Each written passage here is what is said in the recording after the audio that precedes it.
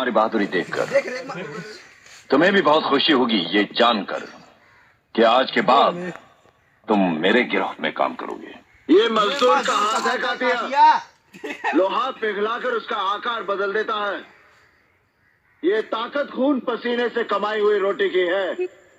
मुझे किसी के टुकड़ों पर पलने की जरूरत नहीं। कीड़े मकोड़ों की तरह गली में रेंगने से बेहतर है यहाँ मर्दों में रहो, शेर की तरह। पिंजरे में आकर शेर भी कुत्ता बन जाता है कातिया।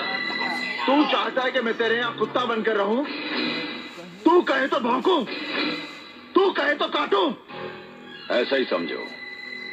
तो क्या हमारे साथ काम करोगे तो नाम होगा तुम्हारा, इनाम मिलेंगे, रुपए पैसा मिलेगा, इज्जत होगी तुम्हारी और लोग डरेंगे तुमसे।